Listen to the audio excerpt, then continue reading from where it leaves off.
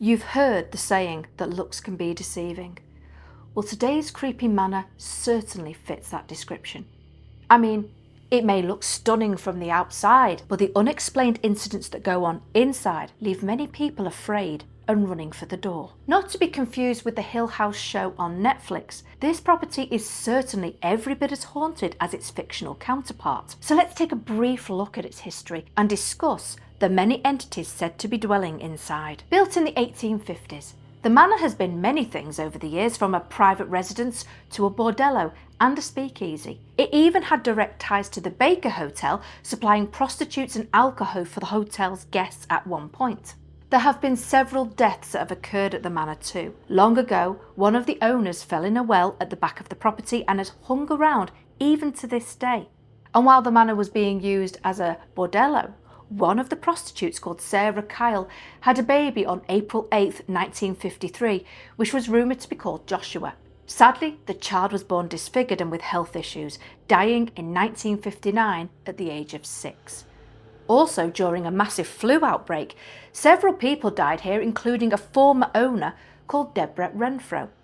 In 2004, when Linda Hill purchased the property, she discovered an eerie trend with her tenants. You see, some were left so traumatised from their time at the manor, they were even willing to break their lease. Now, like any good landlord, she became curious as to what the issue was and decided to ask paranormal researchers and other investigators to come and explore the place so that she knew what she was dealing with.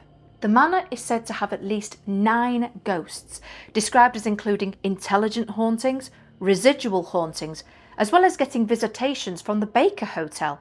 So, dissectors, are you ready to hear about the many hauntings of the real Hill House Manor? Where better to start than in the murder room, situated downstairs by the dead area. Now, it's called the dead area because it's one of the only places in the house that does not have electricity running through it. There is a tale that many years ago, while the property was still being run as a bordello, 2 men started to have a furious argument, which eventually turned physical. They were said to be arguing over a lady that resided there, and it got so bad, one of the men ended up killing the other. This area of the property is said to give off a feeling of hostility, as if the residual energy from those 2 men still lingers to this day.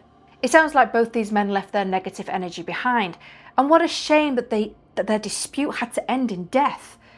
But when you mix in alcohol, sex and frustration at how life is treating you, people can act aggressive, and in one upstairs kitchen there is another angry spirit known to be just that. He has been dubbed the Angry Cowboy, an old man who was alive during the time the bordello was in business, described as an unpleasant man who has left guests feeling anxious and nauseous in his presence. He also loathes women, often attacking them by hitting them or pulling their hair. If he was visiting one of the ladies at the bordello when he was alive, I can only imagine how he treated them. In another area situated on one of the upper floors of the building, there is a room simply described as the windows room due to its vast array of windows.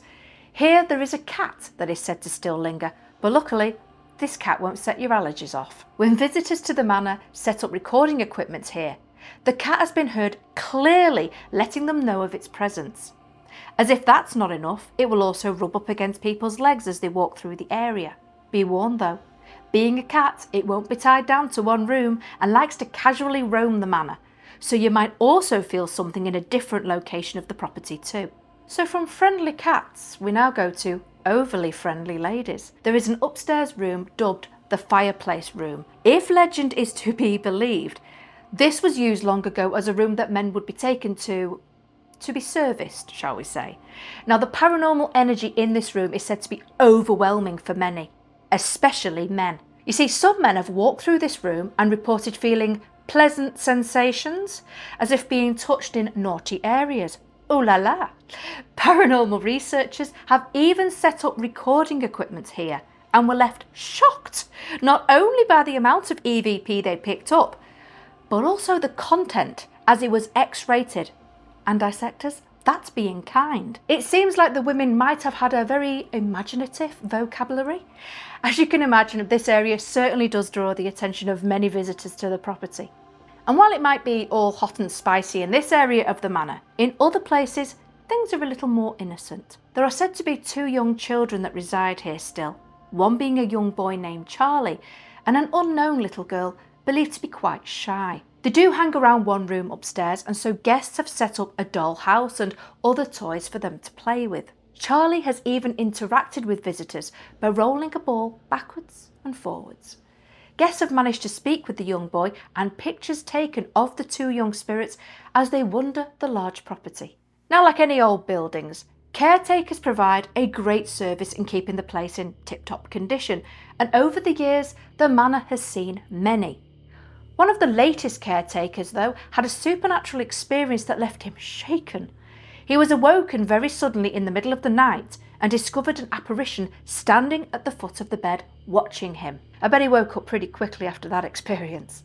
In this same room, and while going about their duties around the manor, they have also heard disembodied voices and had items go missing after only just putting them down.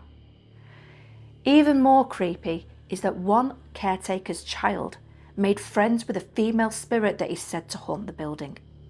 One night, they heard their young baby crying, as babies tend to do. But before they could tend to the child's needs, they witnessed the baby's crib being gently rocked by unseen hands, lulling it back to sleep. How do you feel you would react if this happened to you in your family? Would you be freaked out and want to grab your baby and run? Or think it's great as free babysitting? Let me know in the comments below. One thing that investigators and visitors seem to agree on is that this place is truly haunted. But if you visit, remember to take caution.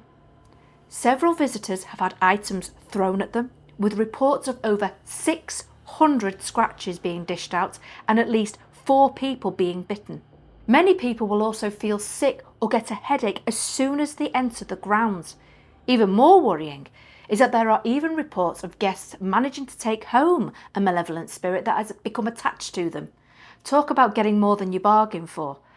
So as always, dissectors, stay safe out there.